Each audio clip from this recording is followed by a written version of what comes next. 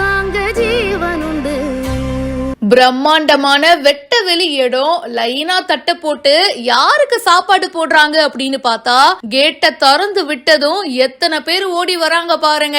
ஆமாங்க, எல்லாருமே 4 கால் ஜீவன்களான நாய் தான். அதுவும் அந்த நாய் எல்லாமே பாத்தீங்கன்னா ஆக்சிடென்ட்ல அடிபட்ட நாய்ங்க.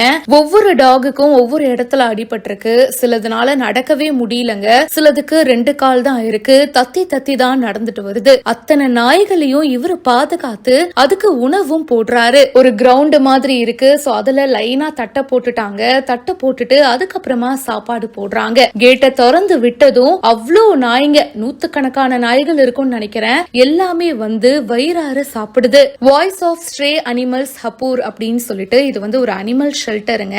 அதுவும் முக்கியமா சாலை விபத்துகள்ல நிறைய நாய்கள் வந்து அடிபடும் இல்லையா, அந்த மாதிரி நாயை பார்த்து அவங்கள பாதுகாக்கிற ஒரு இடம் தான் இது. சாலை விபத்துகள்ல பேரலைஸ் ஆன நிறைய டாக்ஸ், அதுக்கப்புறமா நடக்க முடியாத நாய்கள் அப்படின்னு பல நாய்களை இவரு பாதுகாக்கிறாரு. இந்த அமைப்புடைய செயலை பார்த்து பலரும் பாராட்டிட்டு இருக்காங்க. இந்த வீடியோ பத்தின உங்களுடைய கருத்துக்களை மறக்காம ஷேர் பண்ணுங்க.